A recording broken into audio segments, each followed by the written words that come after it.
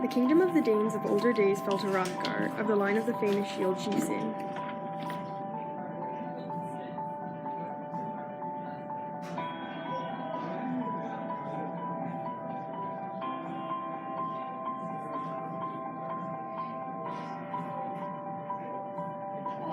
The fortunes of war favored Hrothgar. Friends and kinsmen flocked to his ranks, young followers, a force that grew to be a mighty army.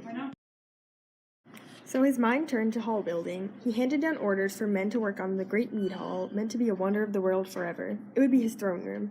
And soon it stood there, finished and ready, in full view, the Hall of Halls. Heorot was the name. So times were pleasant for the people, until finally one, a fiend out of hell, began to work his evil in the world. Grendel was the name of this grim demon. So after nightfall, Grendel set out for the lofty house to see how the Ring-Danes were settling into it after their drink, and there he came upon them, a company of the best asleep from their feasting, insensible to pain and human sorrow.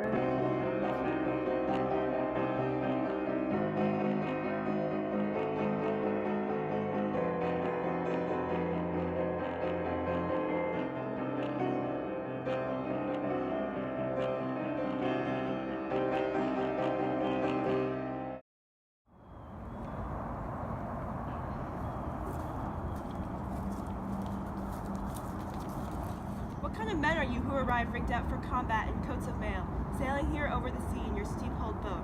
I have been stationed here for a long time. My job is to keep my land safe of the raiders who would be a danger to our shores. I have never seen a force of arms disembark so openly without the consent of our sentries. Who are you who enters Denmark with no introduction? We hail from the Geat people and owe allegiance to Lord Hygelec. I am the son of a famous warrior and am here to find your lord. We are here on a mission to help Denmark in the Lord of the Danes, so give us direction and advice. Tell us if the monster that has plagued the Shieldings country for many winters. I come to proffer my wholehearted helping counsel. I can defeat Hrothgar's enemy and find respite. I can calm the turmoil and terror in his mind. Otherwise, he must endure woes and live with grief for as long as his hall stands on its high ground. Beowulf is my name. If your lord and master, the most renowned son of Halfdane, will hear me out and graciously allow me to greet him in person, I am willing to report my errand. Anyone with gumption and a sharp mind will take measure of two things, what's said and what's done. But I believe you are loyal to the king, and I will guide you. I will take this message in accordance with your wish to our noble king.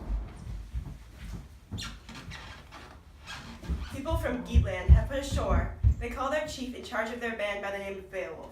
They beg an audience with you, most gracious Hrothgar. Do not refuse them. Beowulf is formidable indeed. I used to know him when he was a young boy. Now, holy God has in his goodness guided him here to the West Danes to defend us from Grendel. Go immediately. Say, moreover, when you speak to them, they are welcome to Denmark. Greetings to Hrothgar. I am Hygelec's kinsman. News of Grendel, hard to ignore, reached me at home. Every elder and experienced councilman supported my resolve to come here to you, because all knew of my awesome strength. Now I mean to be a match for Grendel.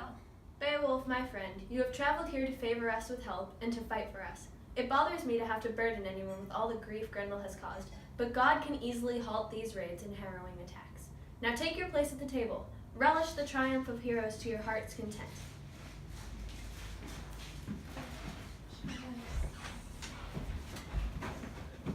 I wish you good health and good luck. I do not trust anyone more to defend my hall than I trust you. There's nothing you wish for that won't be yours if you win through alive. I had a fixed purpose when I put to sea. As I sat in the boat with my band of men, I meant to perform to the uttermost what your people wanted to perish in the attempt in the fiend's clutches, and I shall fulfill that purpose, prove myself with a proud deed, or meet my death here in the mead hall.